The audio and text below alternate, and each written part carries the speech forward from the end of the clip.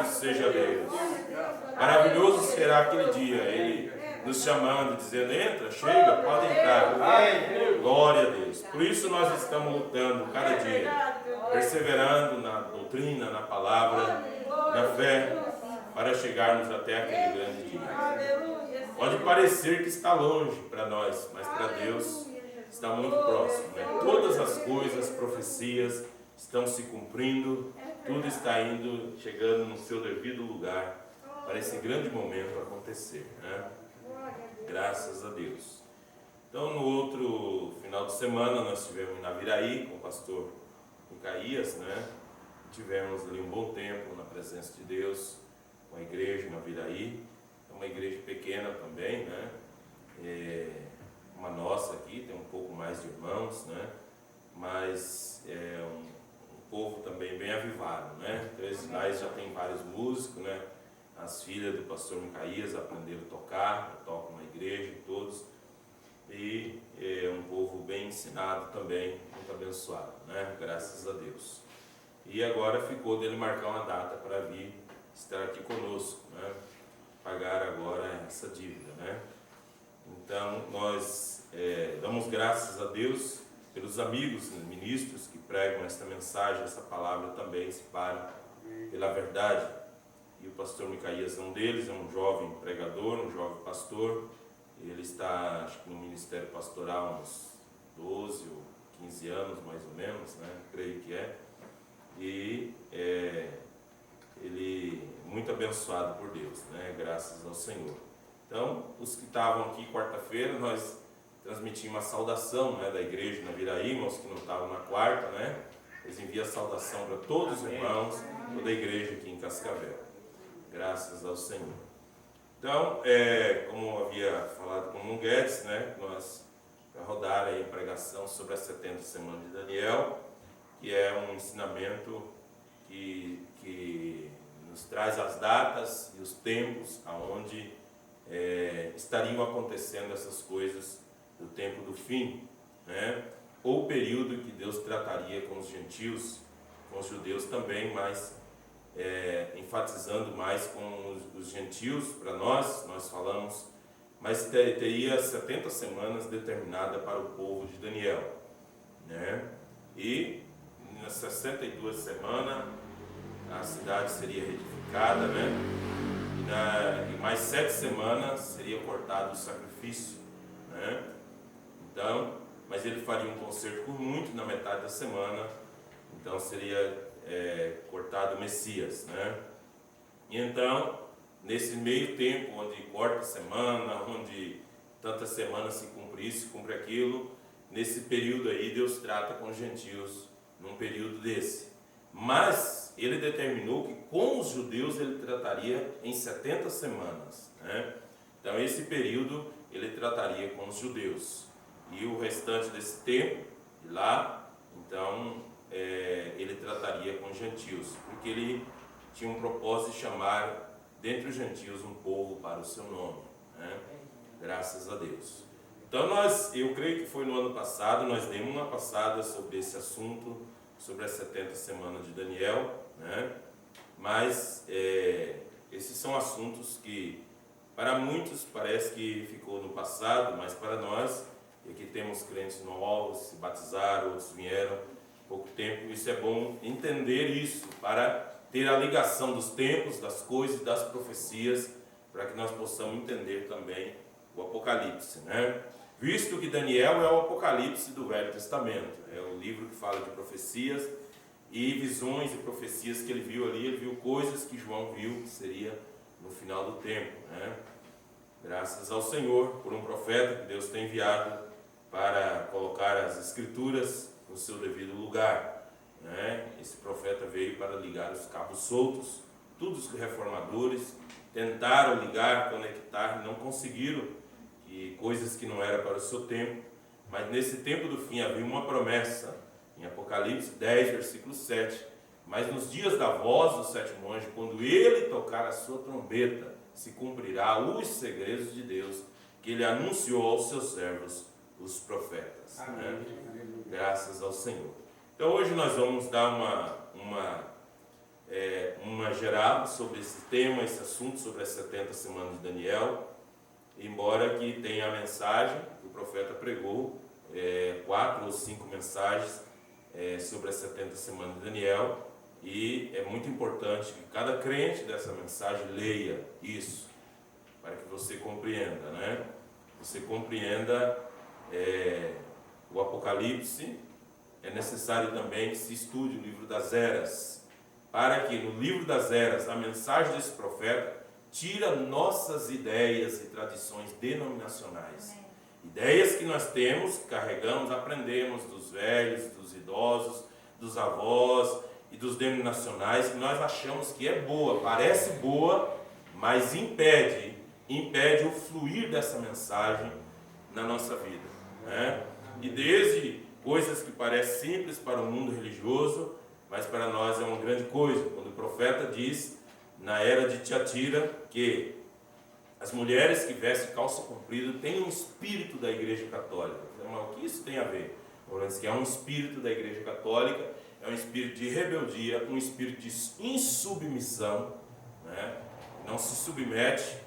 A mulher que corta o cabelo, ela está demonstrando que ela não aceita a autoridade do marido dela e tudo mais. O profeta vai mostrando aí na mensagem do livro das eras, né? Ele mostra sobre os dons espirituais, que eles têm o seu lugar, mas os dons não é a coisa principal, né? E mostra aí nas eras, né, o agir e o mover desse espírito que sempre tentou matar a semente verdadeira, espírito religioso e tudo mais, né? Então nós passamos ali pelas eras e agora dando uma estudada sobre as 70 semanas de Daniel, e nós vamos ver quando é que Deus começou a tratar com os gentios, né? Quando Ele começou a tratar com os gentios. E nós sempre ouvimos sobre a palavra de Deus, sempre estamos cientes, e todos não leram, mas leram o livro de Daniel e ver como eles foram parar em Babilônia e tudo o que aconteceu ali e todas as coisas, né, era um mover de Deus. Porque o reino gentios principiou com Nabucodonosor, os reinos gentios. Israel foi um povo escolhido por Deus, separado. Deus chamou Abraão, separou um povo, né, para ele. E esse povo é um povo separado de Deus. Mas porque eles pecaram, não guardaram as leis, os mandamentos, os estatutos, misturaram com idolatria, com coisas erradas.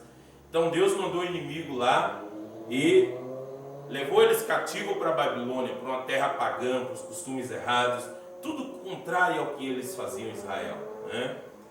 Não guardava sábado, não guardava aquelas leis, ritos mosaicos e tudo mais, e comia carne de outros, de qualquer tipo de animal, e para os judeus aquilo era abominação e tudo mais. Então eles tiveram que passar por aquilo, por aquela vergonha, e eles foram levados nus. A Bíblia diz que os babilônicos, né, quando conquistou Jerusalém, levou eles nus para eles, humilhou eles o máximo, e Deus permitiu tudo aquilo porque eles foram rebeldes contra Deus. E Deus enviava profeta tentando resgatar eles, enviou Jeremias, né? E se você lê o livro do profeta Jeremias, Lamentações, Jeremias é chamado o profeta chorão, porque ele chorava tanto por Israel, ele lamentava. Por isso que há um livro dele chamado Lamentações. Ele lamentava pelo povo, e o povo não queria ouvir, e queria matar Jeremias, jogar ele dentro de um poço, né? Jogar ele no calabouço, amarrava ele no tronco e tudo mais, porque eles não queriam ouvir a palavra de Deus, né? Então Deus enviou um castigo para eles, né? Então nós vamos ler Daniel capítulo 9, para nós nessa noite estudar de uma forma geral sobre as 70 semanas de Daniel, uma introdução, como já ouvimos no domingo passado, né? Mas dando uma geral para que nós possamos resumir bem, para nós entrarmos também nas mensagens que introduzem os selos, para que você compreenda também a mudança de ministério.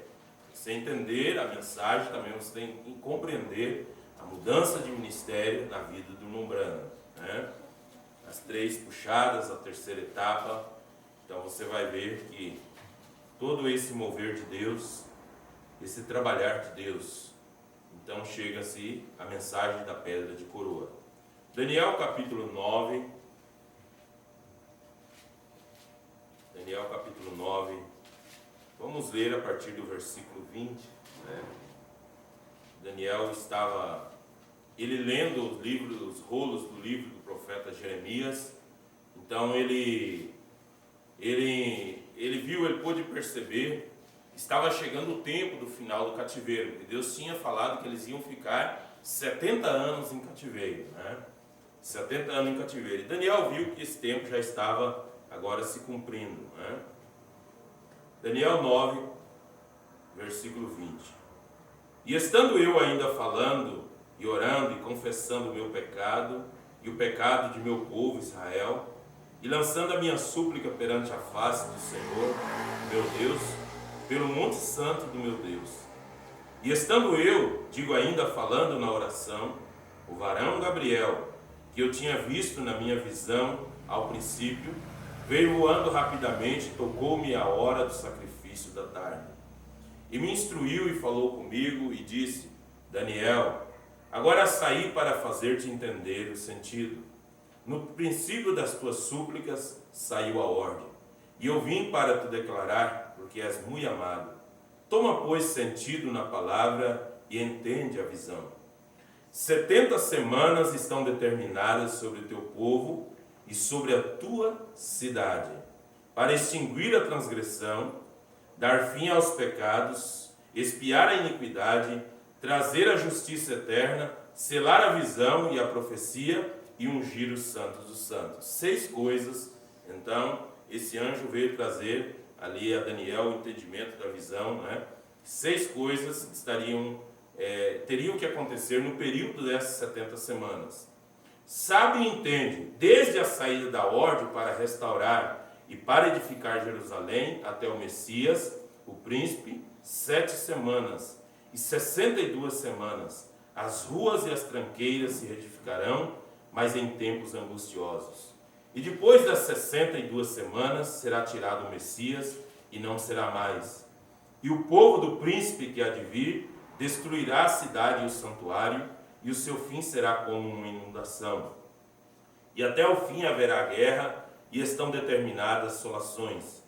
E ele firmará um concerto com muitos por 1 semana, e na metade da semana fará cessar o sacrifício e a oferta de manjares. E sobre as asas das abominações virá o assolador, e isso até a consumação. E o que está determinado será derramado sobre o assolador. Somente crer, somente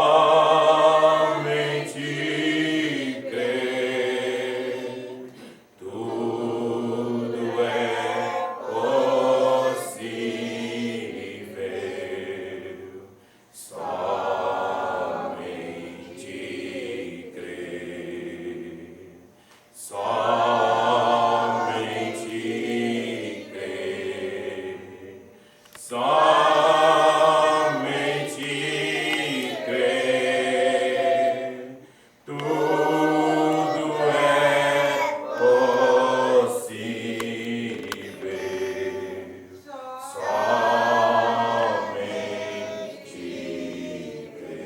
crer.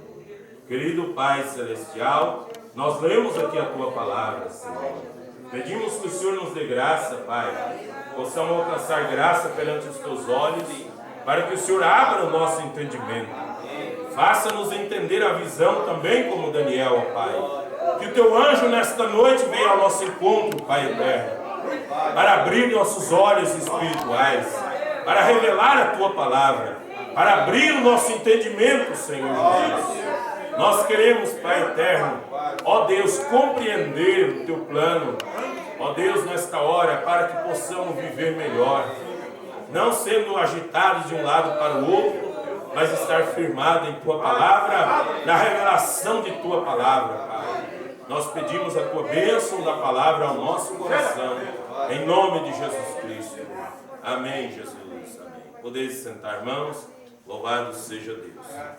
Então Daniel teve uma visão, mas ele não pôde entender a visão, porque ela era em símbolos. E ele estava orando, foi orando, e ele estava orando por 21 dias. Né? E o príncipe da Pérsia, que era Satanás, estava impedindo o anjo vir a Daniel, né? Então, por 21 dias. Então, quando completou 21 dias, Miguel veio ajudar Gabriel, porque Gabriel é o anjo anunciador e Miguel é o anjo de guerra, né? Então, Miguel, ele veio ajudar Gabriel, porque o príncipe da Pérsia estava impedindo dessa notícia, né, dessa ordem chegar a Daniel. Então veio Miguel ajudar Gabriel, e então ele trouxe a Daniel essa ordem, né, essa palavra, esse entendimento da profecia, e os tempos estariam determinados. Então 70 semanas estão determinadas sobre o teu povo. Quem é o povo de Daniel? Judeu. Então as 70 semanas não é para os gentios, não é para nós. Não se trata da igreja gentílica. 70 semanas é para o povo de Daniel, né? Então ele diz: sobre a tua santa cidade, sobre Jerusalém, para extinguir a transgressão, dar fim aos pecados, expiar a iniquidade, trazer a justiça eterna, selar a visão e a profecia, ungir os santos dos santos, né? E ungir os santos dos santos, que são os 6 propósitos da visita de Gabriel a Daniel, né? Os 6 propósitos. Veja, então nesse período das 70 semanas de Daniel, ele diz assim: sabe e entende, desde a saída da ordem para restaurar e para edificar Jerusalém, até o Messias, o príncipe, 7 semanas e 62 semanas, né? Então, 7 semanas. Então, uma semana tem 7 dias. Então, essas semanas estão representadas, né, em dias. Então, 7 semanas, mais 62 semanas, né? As ruas e as tranqueiras se reedificarão, mas em tempos angustiosos. E depois das 62 semanas será tirado o Messias, e não será mais. E o povo do príncipe que há de vir, quem é esse príncipe que havia de vir? Né?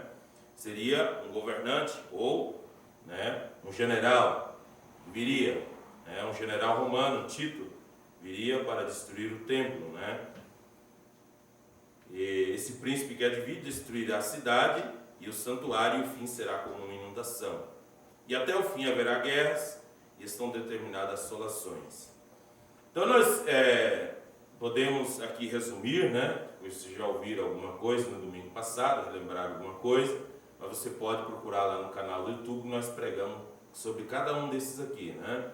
O sexto propósito também. Veja, então, no tempo em que esse príncipe que haveria de vir veio destruir o templo dos judeus, foi no ano 70, general Tito, general romano. E esse era um general do imperador romano, na época em que Jerusalém foi sitiada, no ano 70 depois de Cristo, era o imperador romano, na época era o imperador Vespasiano. Vespasiano era o imperador, e eu creio que ele morreu ou mataram ele, não lembro bem como diz a história, e depois que Tito foi e sitiou Jerusalém, e no princípio eles foram derrotados, as legiões romanas, os judeus tinham tanta bravura para defender a sua terra, e eles então foram e trouxeram mais soldados, né? Os judeus procuraram aliança com o Egito tentou vir socorrer, então o exército dos romanos saíram para guerrear contra os egípcios. Foi quando os judeus que estavam ali dentro de Jerusalém, que era daqueles cristãos que tinham crido em Jesus Cristo, né? Eles aproveitaram para fugir da cidade, de dentro das ruas, né? E mais tarde daí nós vamos falar aqui no desenrolar do assunto sobre isso. Daí eles fugiram. E o irmão Branham diz: quem foram aqueles judeus que morreram no cerco de Jerusalém? Todos aqueles que não creram na profecia de Jesus de São Mateus capítulo 24, né? Então, no dia 8 de setembro do ano 70, aquele templo construído por Salomão, reformado por Herodes, foi destruído, né? E o próprio general Tito não queria destruir o templo, mas um daqueles soldados pegou uma tocha de fogo e jogou dentro do templo, e o fogo se disseminou tão rápido e queimou, porque aquele templo era construído com pedras que foram cortadas nas montanhas, no Líbano, mas aquele templo era revestido de madeira por dentro, todo forrado com madeira, e as madeiras eram tudo banhadas com ouro por dentro dele, né? Então ele pegou fogo muito rápido, foi destruído, né? Então nessa campanha estava entre 65 mil a 70 mil soldados nesse cerco de Jerusalém, quando o templo ali, Jerusalém o muro foi derrubado, né? A cidade foi destruída, os judeus morreram, mataram os judeus. E Joséfo, não sei se você já leu, né, os escritos de Joséfo, Flávio Joséfo foi um judeu que viveu nessa época aí. Ele era um historiador e ele contou a história, ele escreveu a história, como estava acontecendo, desde o princípio, quando os judeus se insurgiram contra Roma, contra o domínio romano, né?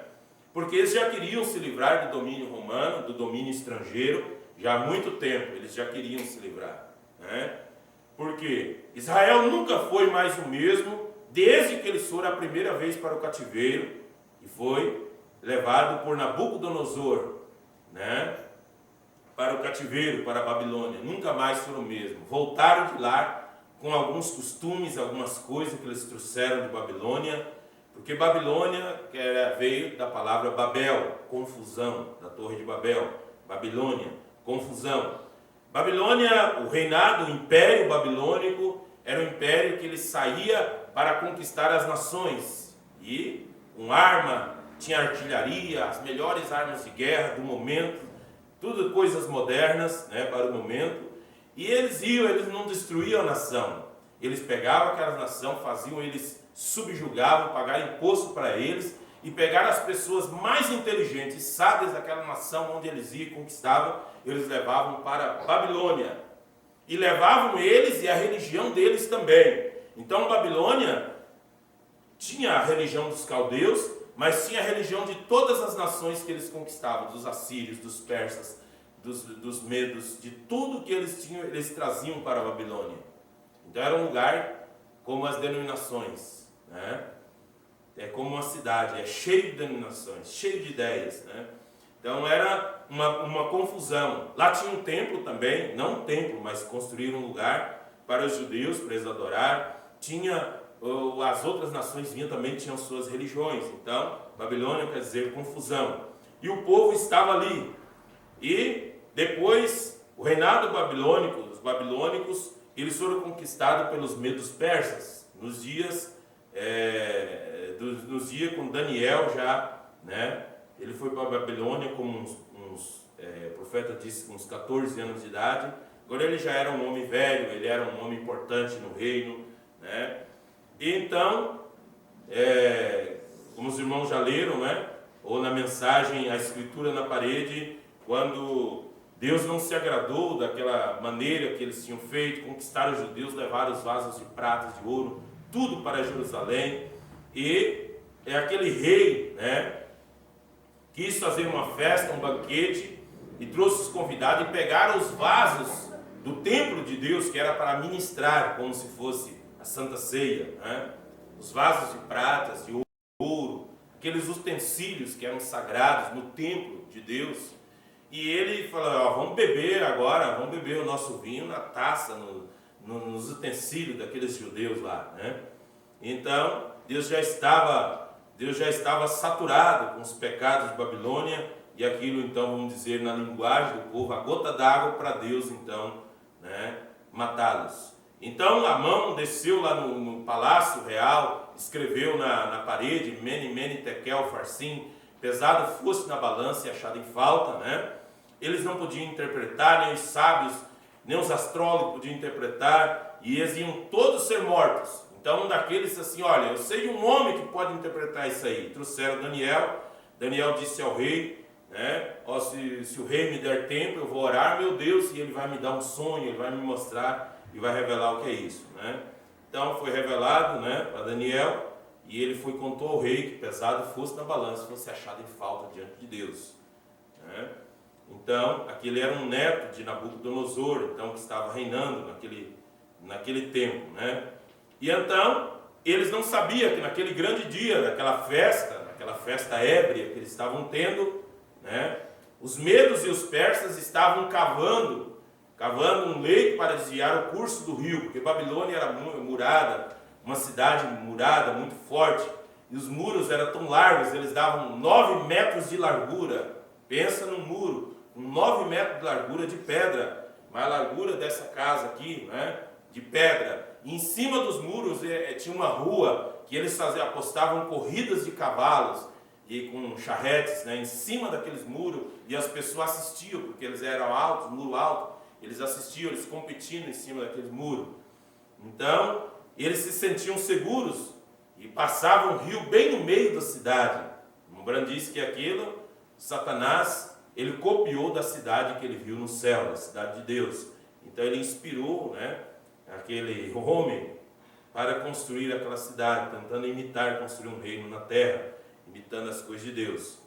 Então, ali estava Belsazar, era o rei naquele tempo, mas os medos e os persas estavam cavando o leito, desviando o leito do rio, porque para entrar na cidade, a muralha da cidade, ela descia até dentro da água do rio, passava dentro da água. Para entrar na cidade, passar por baixo do muro, eles iam morrer afogados no rio Eufrates, né? Então não tinha como. Subir as muralhas ia ser difícil, né? O soldado ia pegar. Então eles inventaram uma maneira astuta, desviaram o curso do rio, a água baixou e eles entraram por baixo da muralha pelo rio. Então naquela mesma noite Belsazar foi morto, né?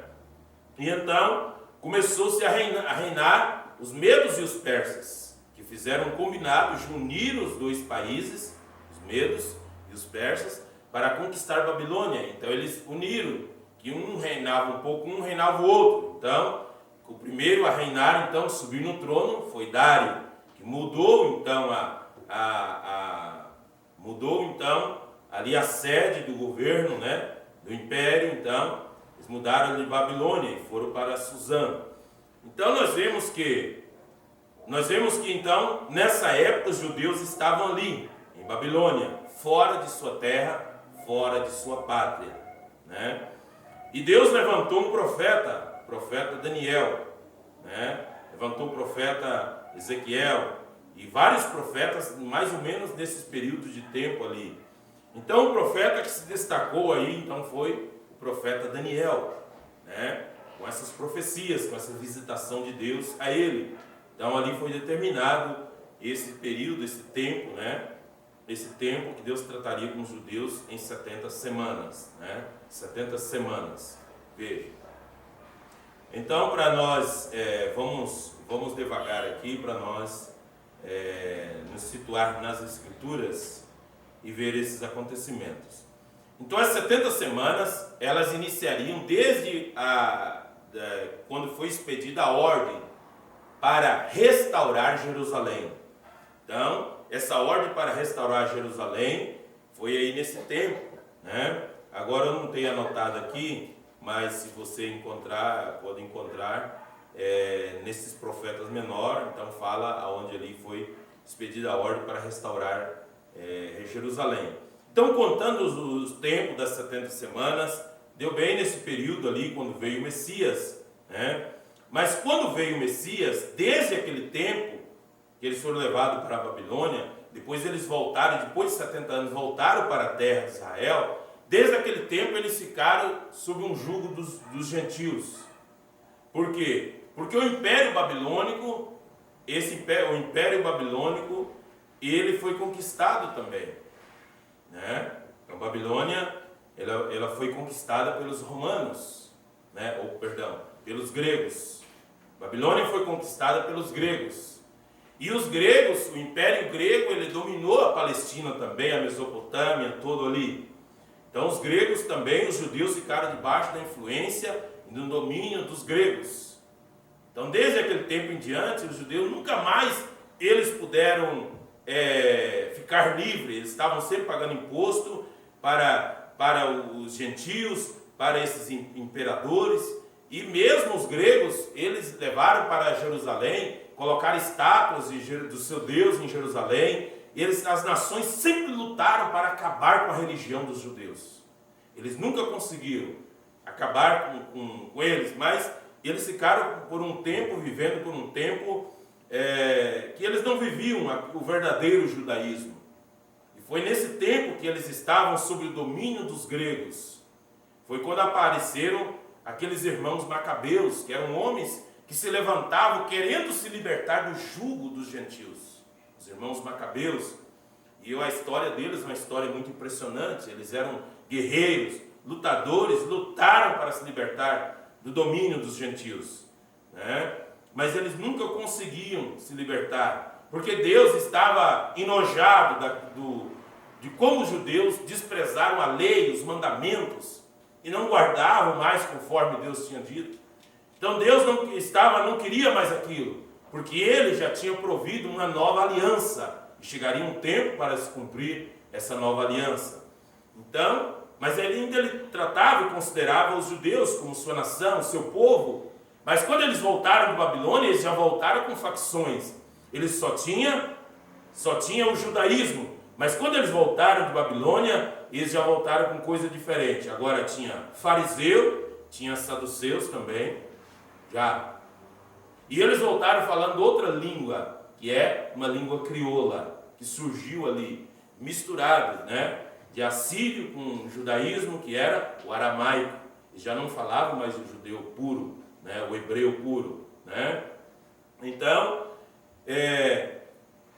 veio até o Messias. 7 semanas, 62 semanas até o Messias.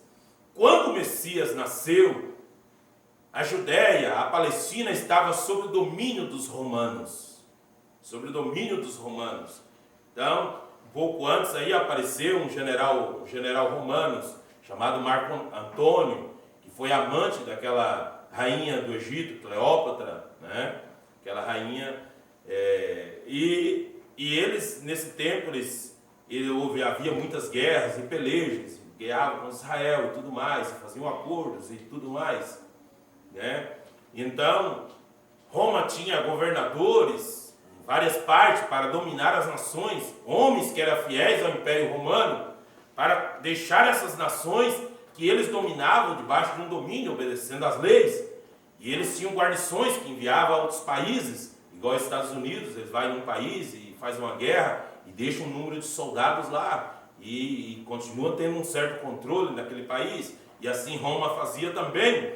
E os judeus queriam se livrar do jugo romano, né? Ele queria se livrar do jugo romano. E tanto é que eles chegaram a perguntar para Jesus um dia. Eles disseram assim: Senhor, será nesse tempo que restaurará o reino a Israel? Eles queriam uma restauração, uma libertação do domínio gentil, né? Veja, então veio Jesus Cristo, o sacrifício provido por Deus, né? Até ali os judeus faziam sacrifício de bodes, touros e pombinhos e tudo mais, né? Eles estavam fazendo sacrifícios, mas havia essa profecia de Daniel, que nas 70 semanas, 67 semanas, mais 62 semanas, então ele firmaria um concerto com muito. Depois das 62 semanas, o Messias seria tirado, né? O Messias seria tirado. Agora vamos ler em São Mateus capítulo 24. São Mateus capítulo 24. E nós veremos aqui como Jesus fala destas coisas, né? Então, quando veio o Messias, os judeus se sentiram encorajados. Esse é o rei de Israel, esse vai nos libertar do jugo do romano, esse vai nos trazer de volta, né? Esse é um rei que vai nos tirar do domínio de Pilatos, de Herodes, né? E tudo mais. Eles estavam empolgados com Jesus. Só que Jesus não veio para libertar eles desse reino terreno. Queria libertar eles de um reino espiritual, tirar eles das tradições dos homens para introduzi-los na graça. São Mateus capítulo 24. Os judeus então, Herodes, para agradar o povo, tinha feito uma reforma nesse templo de Salomão, que estava em ruínas, né, bem desgastado, reformou todo esse templo, e agora eles estavam orgulhosos, né? E aí apareceu o Messias.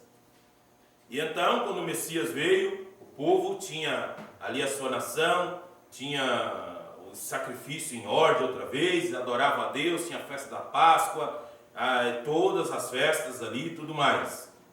E quando Jesus ia saindo do templo, aproximaram-se dele os seus discípulos para lhe mostrarem a estrutura do templo. Jesus, porém, lhes disse: não vedes tudo isso? Em verdade vos digo que não ficará aqui pedra sobre pedra que não seja derribada.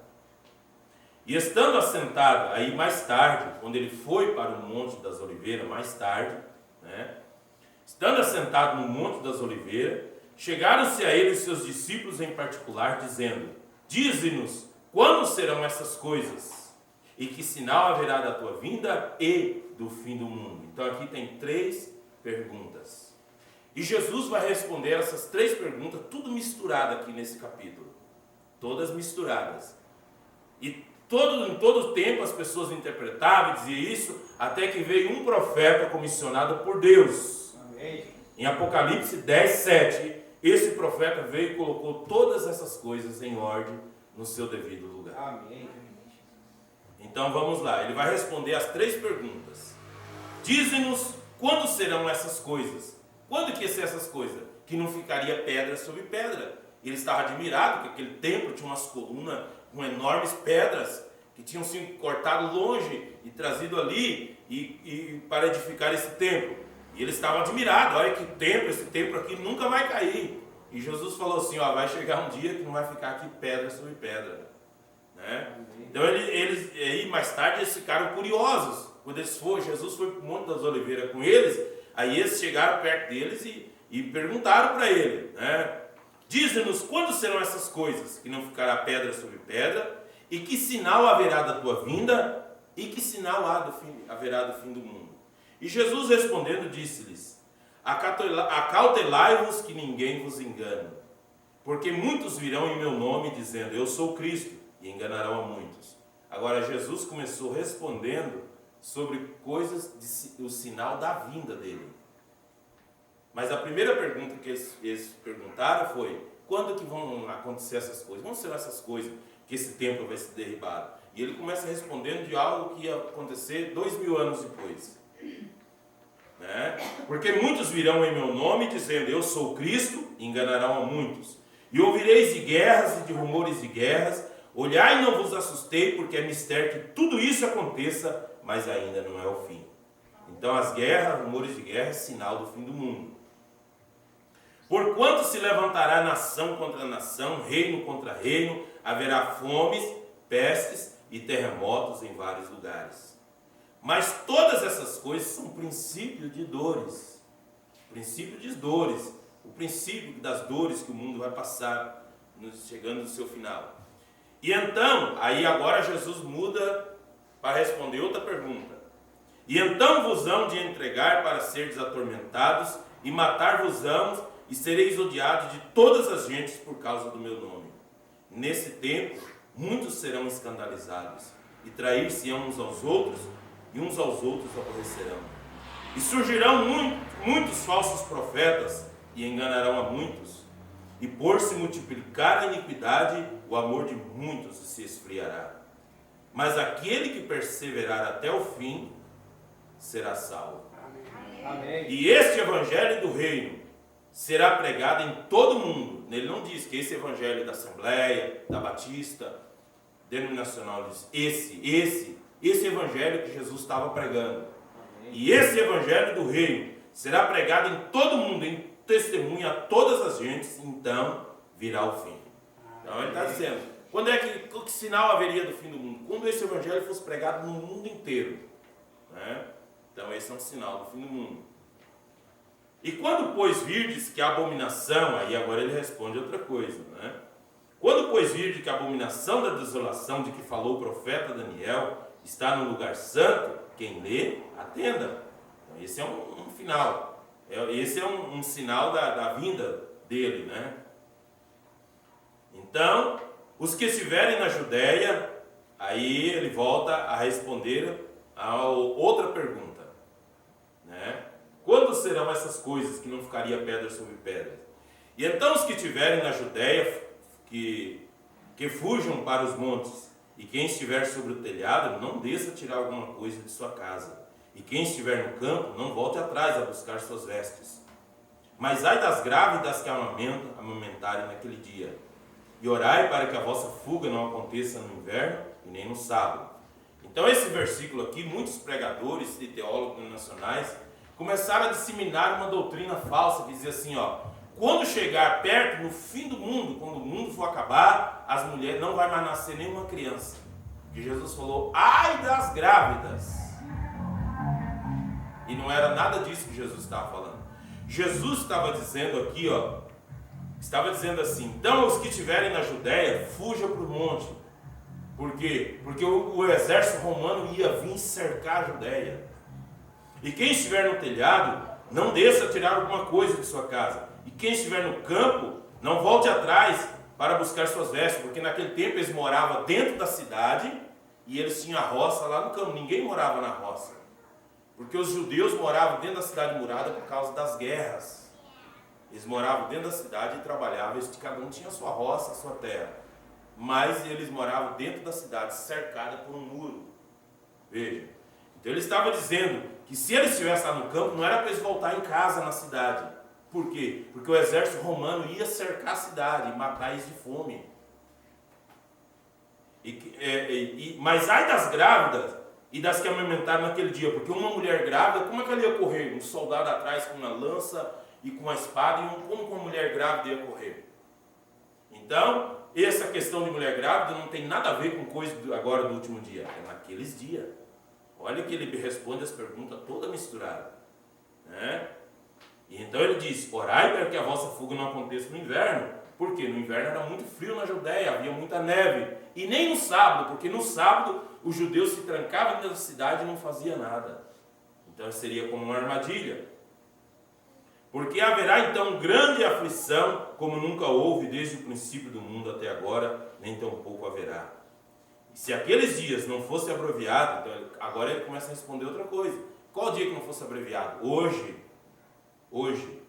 Se aqueles dias não fosse abreviado, nenhuma carne se salvaria. Por quê? Porque todos iam cair em pecado. Se os dias não forem abreviados, né? Nenhuma carne se salvaria, mas por causa dos escolhidos serão abreviados aqueles dias. Você não vê que de cada tempo que passa, mais perversão, mais coisa errada acontece no mundo, mais coisa errada e errada, pecado e coisa mais errada. Então, Jesus está dizendo que esses dias seriam abreviados, por causa dos escolhidos. E então, se alguém vos disser, eis que o Cristo está aqui ou ali, não lhe deis crédito. É quando a denominação, não, vem para a nossa igreja, que Jesus está na nossa. O outro diz assim, não, vem na nossa, que ele está na nossa. Não, vem para nós, que agora nós descobrimos algo aqui, que o pastor fulano mostrou tal coisa, que o Mombrana falou, vem para a nossa, que ele está aí na nossa. Aquele mesmo espírito que está na denominação entrou no meio da mensagem também. Não, vem, que agora nós descobrimos um negócio novo aqui. Sai dessa igreja aí e vem para essa. E ele diz, se alguém vos disser, eis que o Cristo está aqui ou ali, não lhe dê crédito, não dá crédito não. Porque surgirão falsos cristos, falsos, plural, Cristos. Porque Jesus é o Cristo, não Cristos. Então, o Mombrana diz assim, Cristos, porque é muitos, Cristo quer dizer ungidos, são ungidos. E falsos profetas, plural, e farão tão grandes sinais e prodígios, obras, milagres, que se possível fora, enganaria até os escolhidos. E eis que eu vou-lo tenho predito. Portanto, se vos disserem, eis que ele está no deserto, não saiais, ou eis que ele está no interior da casa, não acrediteis. Porque assim como o relâmpago sai do oriente e se mostra até o ocidente, assim será também a vinda do Filho do Homem.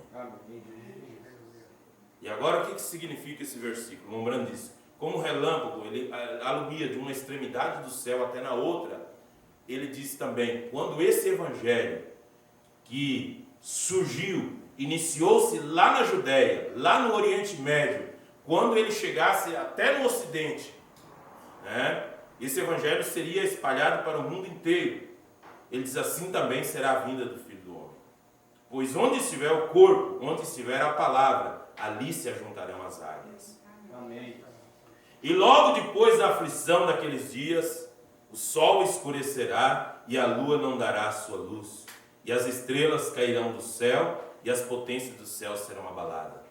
O que esse aqui? Agora Jesus está respondendo que ia acontecer a grande tribulação. Depois da aflição daquele dia, haveria uma aflição, né? Uma pré-tribulação, uma aflição naquele dia, né? E então aparecerá no céu o sinal do Filho do Homem. Apareceu ou não apareceu? Amém.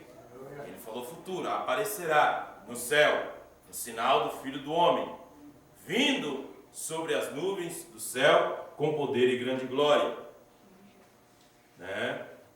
E ele enviará os seus anjos com rijo clamor de trombeta, os quais ajuntarão seus escolhidos desde os quatro ventos de uma a outra extremidade dos céus. Aprendei, pois, esta parábola da figueira: quando já os seus ramos se tornam tenros e brotam folhas, sabei que está próximo o verão. Então, ele queria saber que sinal haverá da tua vinda, que sinal haverá do fim do mundo. Ele está dizendo, a figueira. E quem é a figueira? Israel. Quando ela brotasse outra vez. Então, igualmente, quando virdes todas essas coisas, sabei que ele está próximo às portas. Em verdade vos digo que não passará esta geração sem que todas essas coisas aconteçam. O céu e a terra passarão, mas as minhas palavras não há de passar. Porém, daquele dia e hora ninguém sabe, nem os anjos do céu, nem o Filho, mas unicamente meu Pai.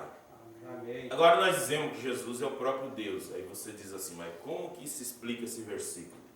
Mombrana diz que filho é uma atuação, um ministério, uma dispensação.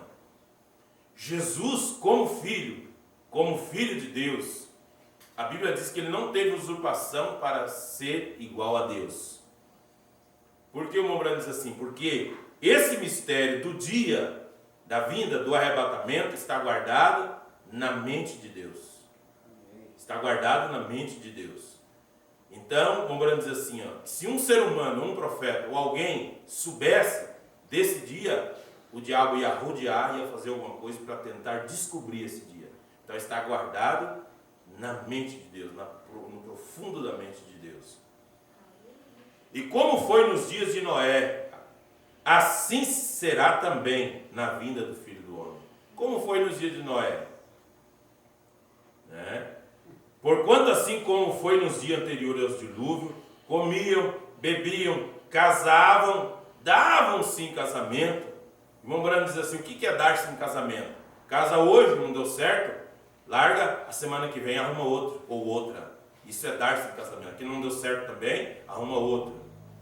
15, 20 anos atrás era um escândalo isso, mas hoje é a coisa mais normal que existe. É o mais normal. Por isso que a Bíblia diz que por causa dos escolhidos, se aqueles dias não fosse abreviado, nenhuma carne se salvaria. Porque é tanto dito para as pessoas que parece uma coisa normal e tem que aceitar como normal, né? Tem que se acertar como normal e querem forçar a aceitar como normal, que parece que é uma coisa normal, mas não é pecado. É pecado. A Bíblia diz que é pecado. Então ele diz, casavam-se e davam-se em casamento até o dia que Noé entrou na arca. E não perceberam até que veio o dilúvio e os levou todos. Assim será também na vinda do Filho do Homem. E então, estando dois no campo, será lavado um e deixado o outro.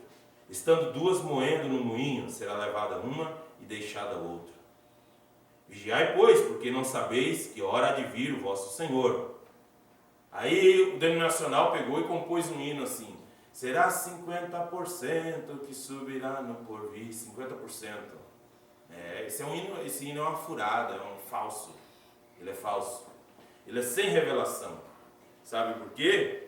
Porque se você lê a Bíblia como se lê um jornal, como está dizendo ali, será dois no campo, será levado um e deixado o outro, será dois moendo, é levado um e deixado o outro, dá uma ideia que é 50%.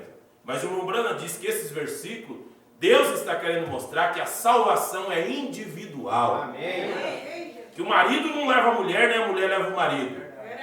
Agora, se os dois for cristãos, forem crentes, estiver no corpo de Cristo, se tiver os dois dormindo na cama, vai os dois. Se tiver dois trabalhando no campo, vai. Se os dois for cristãos e creu na palavra de Deus, é selado com essa promessa, vai os dois. Então, e essa escritura está mostrando que é individual. Ah, eu vou porque meu marido é crente, então eu vou. Não. Ah, eu vou porque minha mulher é crente, então eu vou. Não, também não. Então é individual a situação. Né? Mas considerar isto, né? Se o pai de família soubesse a que vigília da noite haveria de vir o ladrão, vigiaria e não deixaria que fosse arrombada a sua casa. Por isso, estáis vós apercebidos também, porque o Filho do Homem há de vir a hora que não penseis. Então será uma surpresa para o mundo, mas para o eleito não será surpresa, porque o eleito ele está se alimentando da palavra, ele está vivendo da palavra, ele tem visto o mover de Deus. O mundo não reconhece isso aqui, o mundo não reconhece essa coluna de fogo, o mundo religioso nacional não reconhece esse profeta. Então eles pensam que estão indo e eles vão ficar. Mombrana diz que acontecerá com o mundo religioso hoje a mesma coisa que aconteceu com Israel. O mesmo Deus que eles alegavam servir, que era o Deus dele, foi o mesmo Deus que destruiu eles. Por quê? Porque eles não aceitaram a mensagem para a hora. O Messias era a mensagem da hora. Então, quando o Messias foi tirado, as 60 semanas, mais as 7 semanas se cumpriram, o Messias foi tirado. Veja, no ano 70, Israel foi sitiada, né? 3 anos antes, porque aquele cerco demorou 3 anos para ele conseguir conquistar Jerusalém. E Flávio Joséfos diz que uma das coisas que fez com que os judeus fossem derrotados foi a desunião. A desunião. Eles começaram a brigar entre eles lá, para aparecer alguém que era líder. Né? Um era um tal de Alexandre, e um outro tal de João, e eles queriam liderar. E daí eles brigavam entre eles, e um para fazer o outro passar fome, pegava o trigo, porque tinha trigo estocado na cidade, e colocaram fogo. Eles faziam tudo que é tipo de barbaridade, disputando o poder. É um espírito de perturbação, disputa de poder. E toda a sociedade, quando está chegando no fim, a homossexualidade, ela entra nessa sociedade e corrói. Veja o Império Romano como terminou, os próprios imperadores, a sociedade romana. Paulo, quando escreve a Romanos, capítulo 1, Paulo fala que a mulher deixou o uso natural da mulher e está se inflamando com a sua sensualidade, varão com varão, mulher com mulher. Era quando aquele Império Romano, aquela sociedade está chegando ao seu fim. E quando Jerusalém foi sitiada, nesse tempo, Joséfos escreve que apareceram os rapazes escandalosos que gostavam de vestir, vestidos com muitas cores e muitas coisas. Ele chama os rapazes escandalosos. E Israel, naqueles 3 anos ali que foi sitiada pelo exército romano, eles cometeram muitas atrocidades. Muitas coisas aconteceram ali. Não tinha mais quem governasse aquilo ali. E cada um queria fazer da sua própria maneira. Veja. E então, chegou um tempo que a comida foi acabando. Eles conseguiram arrancar de árvore, de mato, de grama. Eles arrancaram, comeram. E quando não tinha mais, eles comiam o esterco dos jumentos. Depois comeram a carne do jumento, o couro do jumento, os cascos do jumento. Comeram as bolotas, as fezes de pomba que eles comiam. Eles não tinham mais o que comer, comiam as fezes de pomba. Depois comeram as pombas. Quando acabou as pombas, as mulheres começaram a combinar entre elas. Primeiro comia o filho de uma, depois matava o filho da outra e comia também. E esse foi o final daquele povo que negaram o Messias. Que disseram para ele: crucifica ele, crucifica. Solta Barrabás, mas não quer ele. E esse foi o final deles. E Joséfos escreve que eles mataram, os exércitos romanos mataram tantos judeus, que eles iam matando e jogando para fora da muralha, que deu para fazer uma rampa da muralha até lá embaixo no vale, de tanta gente que mataram. E matou tanta pessoa, que enfiava a espada, que o sangue correu nas ruas e saiu para fora da cidade pelos portões, como uma enxurrada num dia de chuva. Veja. Então esse Deus, que é misericordioso, ele também é o mesmo Deus que ele fica irado. É o mesmo Deus que fica irado, né? Então nós vemos que eles rejeitaram esse Messias. Quando serão essas coisas? Quando seriam essas coisas, essa profecia de Daniel? Quando essas coisas vão acontecer, Jesus? Os discípulos perguntaram, olha, quando tal coisa assim, assim, assim estiver aparecendo, esse é o sinal do fim do mundo, esse é o sinal do tempo quando não ficará pedra sobre pedra. Então o Branham diz, quem que morreu dentro daquela cidade? Aqueles judeus que não creram nessa profecia. Quem estivesse no campo não voltasse atrás, aquele que estivesse no telhado não descesse, né? Aquele que estivesse na Judéia fugisse para o monte. Então houve um período nesses 3 anos ali do cerco de Jerusalém que o exército romano teve que sair para guerrear contra os egípcios. E naquele período ali, quando deu aquela saída, esses judeus que tinham crido no Evangelho e crido em Jesus Cristo, eles lembraram dessa profecia e eles fugiram de Jerusalém. E esses escaparam com vida. E eles foram para outros países. E eles foram espalhados para os países, outros países do mundo, né? Veja, então, né, nós vemos na mensagem o princípio e o fim da dispensação gentia, no parágrafo 84, da mensagem o princípio e o fim da dispensação gentia, o profeta diz assim: e é dessa maneira que o reino gentil teve início, e terminará da mesma maneira, isso é correto, através de obras sobrenaturais, interrupção sobrenatural. Você sabe do que eu estou falando, a operação do sobrenatural. Oh, quão maravilhoso! Vocês não estão felizes hoje à noite e creem no sobrenatural? E então, agora então, depois dessas visões, ele lhe mostrou exatamente onde as nações se encontrariam. E ele mostrou-lhe como havia tantos anos que dependiam ainda dos judeus. Ele disse, o Messias virá, e ele profetizará nas 70 semanas, as quais são 3 anos e meio. No meio disso, ele será cortado, qual são 7 anos, né? Uma semana é 7 anos. E a última semana, ela seria cortada pelo meio, são 3 anos e meio. Uma semana é 7 anos, meia semana é 3 anos e meio. Por isso o Messias, ele profetizou por 3 anos e meio. E 3 anos e meio ele deixou para profetizar depois que terminasse as 7 eras da igreja, ele voltaria a trabalhar com judeu, porque Deus não trabalha com judeu e gentil ao mesmo tempo. Então as 70 semanas é somente para os judeus, né? Veja, 70 semanas são determinadas para o teu povo, 7 anos de profecia para os judeus. Ele disse, e o Messias, o príncipe, irá e profetizará. E no meio dessas 7 semanas, 7 dias, ele será cortado. Na abominação que faz desolações, se encontrará no seu lugar. O que é a abominação da desolação que Jesus falou? E quando vires a abominação da desolação no lugar santo, quem lê atenda, Mambrano diz, é um templo pagão, muçulmano, construído naquele lugar, onde estão as bases do templo, que era o templo de Salomão. Esse templo que foi destruído, que não ficou pedra sobre pedra.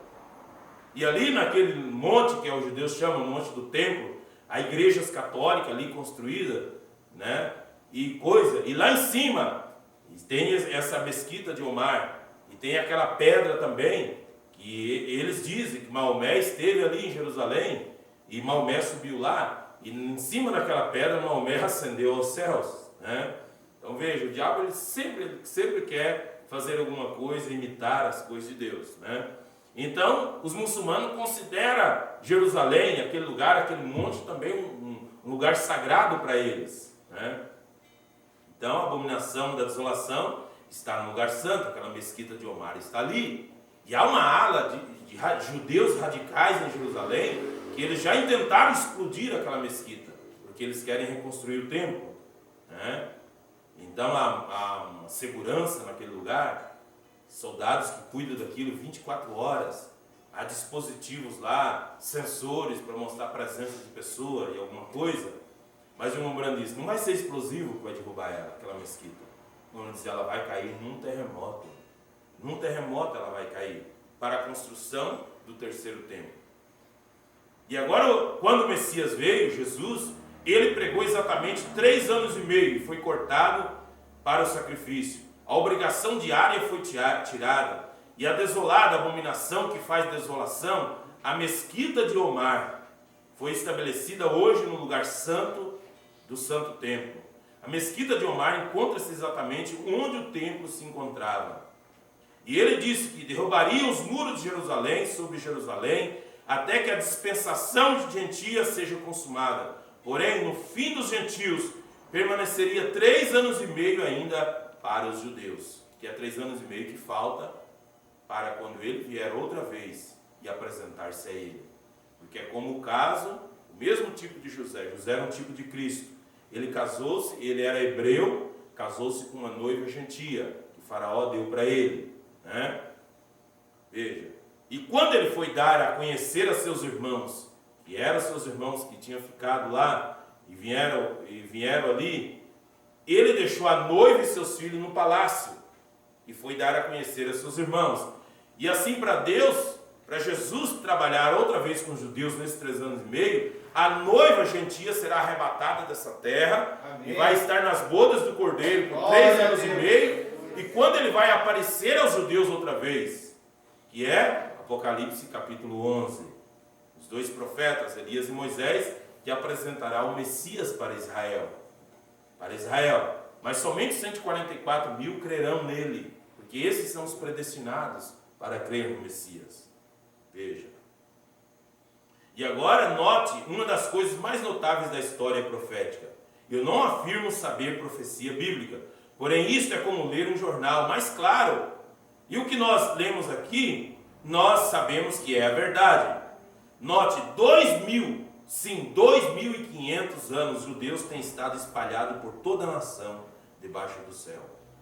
E assim como Deus endureceu o coração de Faraó, trazendo-os de volta, ele endureceu o coração de Hitler, o coração de Mussolini, e assim por diante, até que ele os levou de volta para a Palestina. Voltando, fizeram uma nação novamente.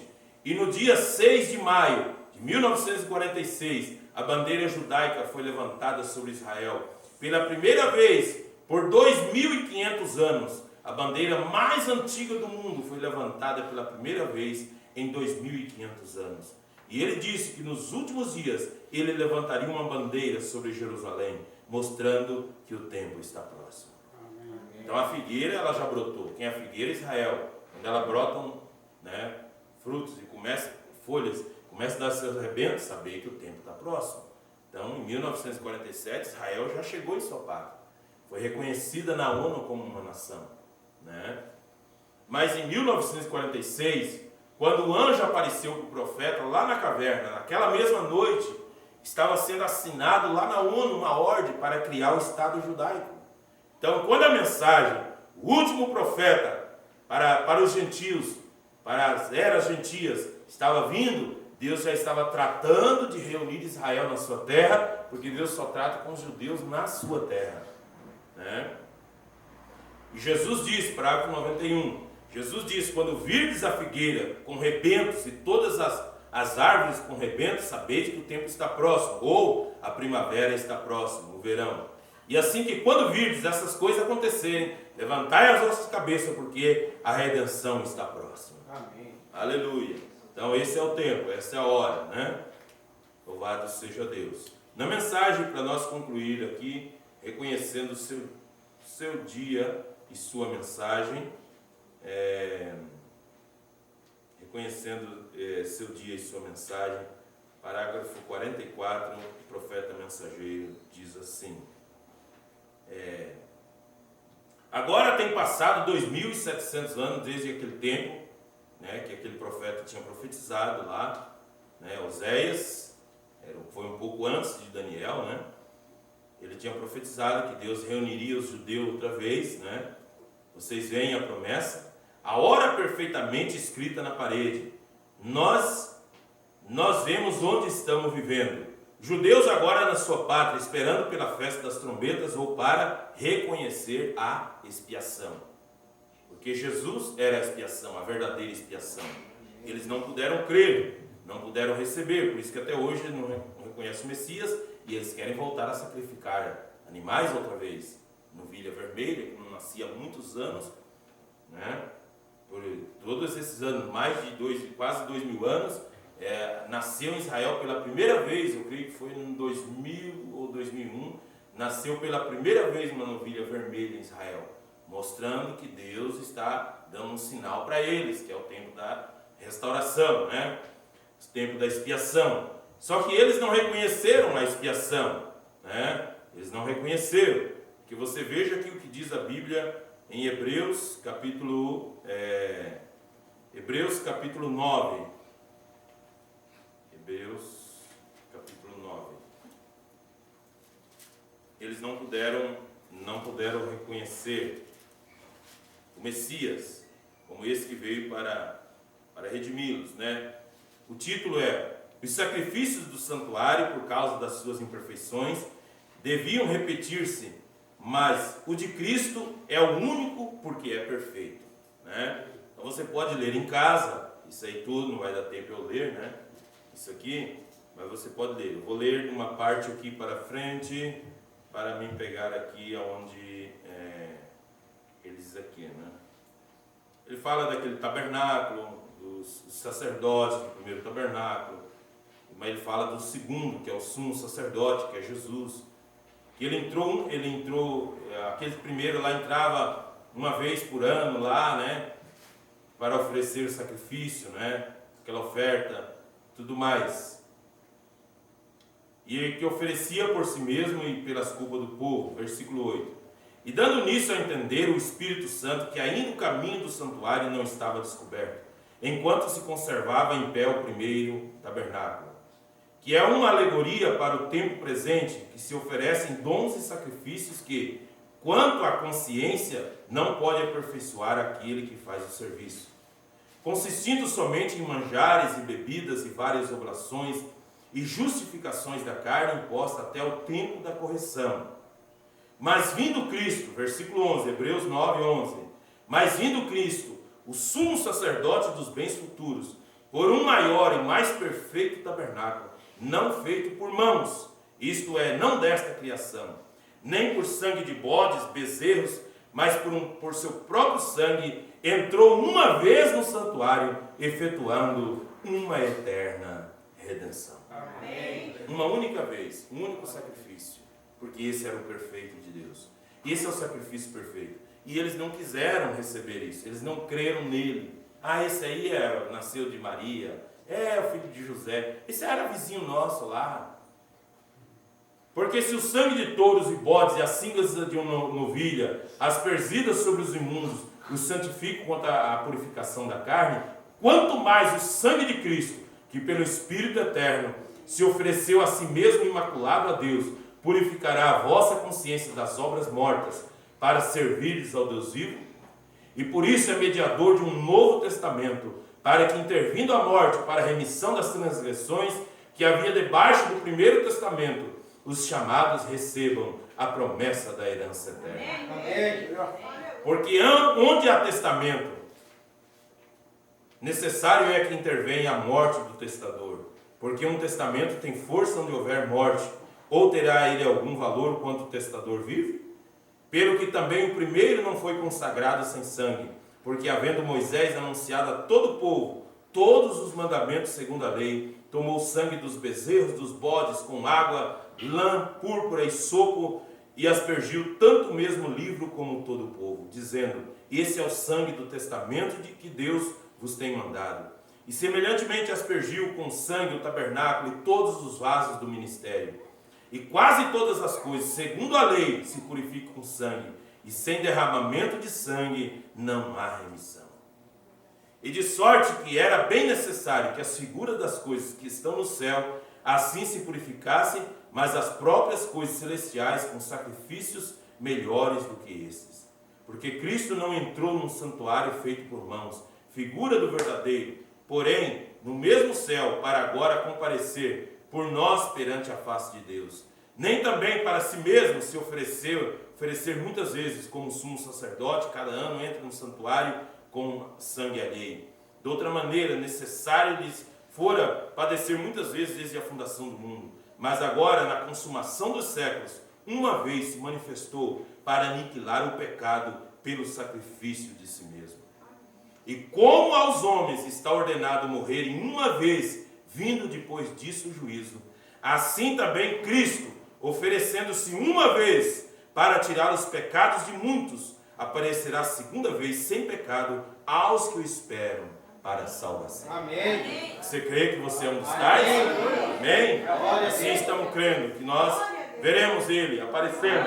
Ele apareceu, Ele se manifestou trazendo essa mensagem, a abertura da palavra, trazendo essa terceira etapa, a abertura do livro, o livro que estava selado com 7 selos. Esse Cordeiro de Deus foi digno, sem pecado, aquele que foi digno em tomar o livro e desatar os seus 7 selos.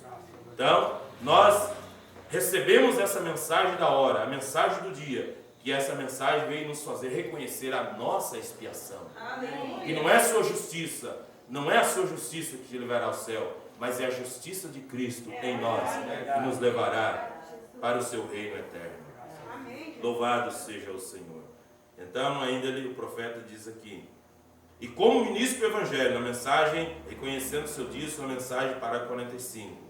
E como ministro do Evangelho, eu não vejo nada mais que falte, exceto a ida da noiva. Amém. E a noiva será levada antes que eles possam reconhecer o que aconteceu. Amém. Antes que os judeus reconhecerem que eles mataram o próprio Messias, que eles fizeram com que os romanos enfurassem ele com uma lança, antes disso a noiva é arrebatada. Por quê? Porque Deus não trabalha com judeu e gentil ao mesmo tempo. Né? Então ela tem que ser arrebatada. Depois aparecem esses profetas em cena, Moisés e Elias. E o Mombrana diz: qualquer crente que ele ficar sabendo e ver na televisão, no anúncio, no jornal, que Moisés e Elias está na Palestina pregando, é porque ele perdeu o arrebatamento. Ó, que Deus tenha misericórdia de nós. E eles foram amarrados, espalhados, quero dizer, eles foram cegados, espalhados e agora ajuntados. O que falta? A noiva ser tirada do caminho. Esperando pela ida de sua noiva, assim, seus profetas de Apocalipse 11 poderão chamá-los para a festa das trombetas, para fazê-los reconhecer o que eles fizeram. Recordem, bem entre aqueles selos surgiu o 6º selo, havia os 144 mil escolhidos chamados. E entre o 6º selo e a 7ª trombeta aparecerá Apocalipse 11, exatamente de acordo com o 6º selo. Fazer o quê? O que era para fazer? Isto era para trazer as 2 testemunhas, Elias e Moisés. Os profetas e os judeus somente creem em seus profetas. E eles virão com os sinais de profetas. Suas obras serão iguais de um profeta, pois eles agiram como tal, mostrando que quando um homem morre, ou qualquer que seja, quando você deixa esse mundo, sua natureza não muda. Se você é um mentiroso aqui, você será um mentiroso ali. Se você é um cabeça quente aqui, você será um cabeça quente ali. Se você é um que duvida aqui, você duvidará ali. Mas ali aonde? Porque lá no céu não entra dúvida. Só se for no trono branco, então. Então por isso eu não quero duvidar da palavra de Deus, mas que Deus possa revelar sua palavra. Então o Mombrana diz assim: se eu disser algo que você não entenda, ele diz: se você não se questiona, não questiona ele, diga, você fica humilde e peça a Deus: Senhor, me revela isso que o Senhor quis dizer com isso. Amém? E homens e mulheres, é hora de despertarem, examinarem-se a si mesmos e ver onde estamos parados, pois a morte não os mudará. Eles têm sido, faz quase 2000 anos, Moisés tem sido cerca de 2.500 anos, né? E Elias, por quase 2.500 anos, eles têm ido, né? Mas eles continuam sendo profetas, né? Os gentios foram chamados, a noiva está pronta, o rapto está à mão. Como conseguimos ver isso? Podemos realmente crer nisso? É uma história que tem sido bem contada? Amém. Ela é uma fábula para nós? Não. É algo que parece real? É algo que nós estamos fora, podemos crer? Ou é algo que está em nós, que faz parte de nós, que é mais do que vida para nós? Qual é a nossa atitude nesta manhã ou nesta noite? Enquanto estamos assentados neste tabernáculo, recorde, será um pequeno rebanho que receberá. Os judeus em sua pátria esperando pelas trombetas e agora esperando pela ida da pequena noiva, para que então Apocalipse 11 possa se cumprir. A era da igreja tem cessado, os selos têm sido abertos, o que prova que eles deixaram de fora em outras eras da igreja. A mensagem tem sido dada, Israel está em sua terra, pronto para a festa das trombetas. Por quê? Porque falta a eles reconhecer a expiação.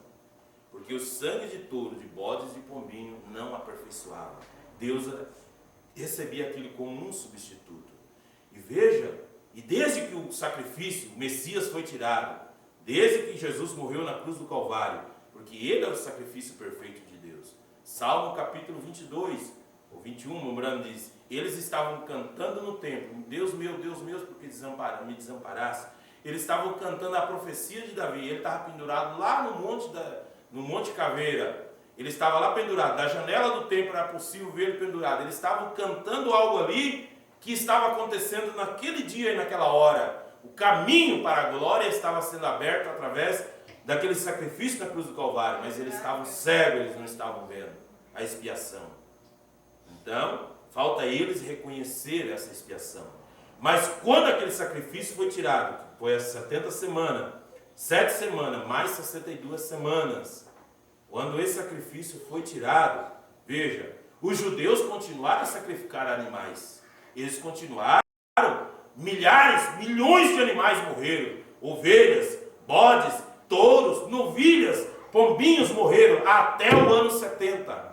Tudo em vão, porque Deus já tinha trazido o seu filho para morrer na cruz do Calvário, derramar o seu sangue precioso, abrindo o caminho para a glória, e eles não receberam. E milhões de animais foram mortos, tudo em vão. Deus não aceita. Mas eles fizeram de coração. Deus não aceita, porque Deus já tinha provido o que é verdadeiro. E assim é nesse dia também. Há muitas ideias, muitas denominações, pregando também, mas Deus não quer isso mais. Porque o que é perfeito Deus já tem enviado, a mensagem do dia, que faz nos reconhecer a verdadeira expiação. Então as 7 eras estão acabando, a era já está acabada, a noiva já está chamada, diz o profeta. A mensagem que chama a noiva já se deu. Então é a hora de cumprir a última parte da última semana, das 70 semanas de Daniel. Amém? Que Deus seja louvado. Vamos colocar de pé. Grandioso Deus e eterno Pai celestial, nós te damos graças, Senhor Jesus, porque tu vives, nós cremos no amanhã, porque o Senhor tem provado que está vivo para nós podemos crer no amanhã. O Senhor tem se manifestado nesse último dia, através desse profeta mensageiro, através dessa mensagem da hora, Pai. Tem aberto nossos olhos para crer nessa verdade, nos separando, Senhor, de todo ensinamento religioso desse mundo contrário à tua vontade. Senhor Deus eterno e poderoso Pai, nós queremos ficar nesse caminho dos poucos desprezados do Senhor, mas esse é o caminho de vida eterna, é o caminho que o Senhor tem revelado, é o caminho que o Senhor tem dado-se a conhecer, porque esse é o tempo da manifestação do Filho do Homem, é o tempo da abertura de toda a palavra, é o tempo da revelação de todos os mistérios, é o tempo em que a noiva reconhece a sua expiação, é o tempo que a noiva reconhece que Cristo está em seu coração, Cristo está entronizado no coração de seus eleitos, de seus escolhidos, porque a palavra é o sangue, e a palavra está na noiva, e a noiva tem a expiação nela. Em nome do Senhor Jesus, nos dê graça, Pai celestial. Sabemos que essa é a última hora, esse é o último momento, Pai, em que podemos trazer alguém ainda para Cristo, para a palavra, Pai.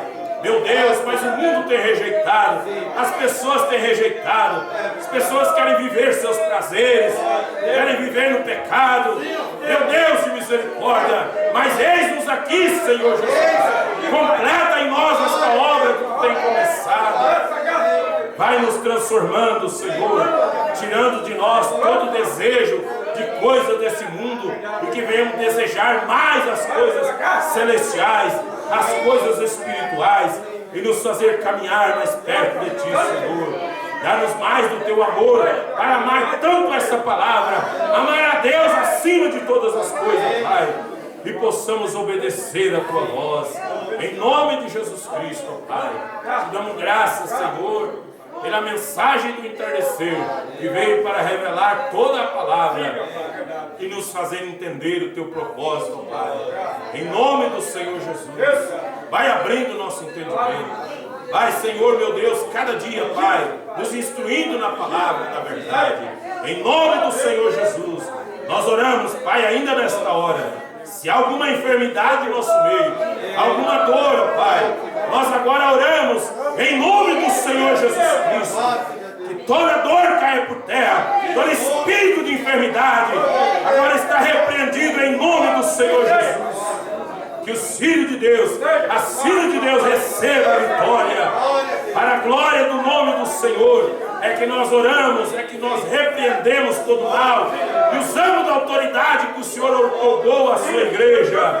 Em nome do Senhor Jesus, Pai, despeça o teu povo em paz. Guarda sobre o teu manto de misericórdia, Senhor. Livra de todo mal e dê uma semana abençoada a cada um, Pai. Guardados sobre a tua potente mão. Nós rogamos a ti, Senhor, pelos jovens que vão à escola, que o Senhor os livra do mal, da corrupção desse mundo. Livra, Senhor, pelo teu poder. Guarda suas mentes, ó Pai, seus corações estejam guardados, Pai eterno. Em nome do Senhor Jesus, é que nós pedimos as tuas bênçãos e agradecemos, Senhor. Em nome de Jesus Cristo. Amém, Senhor. Amém. Que a graça e a paz do Senhor Jesus nos acompanhe hoje até que Ele venha. Em nome de Jesus Cristo.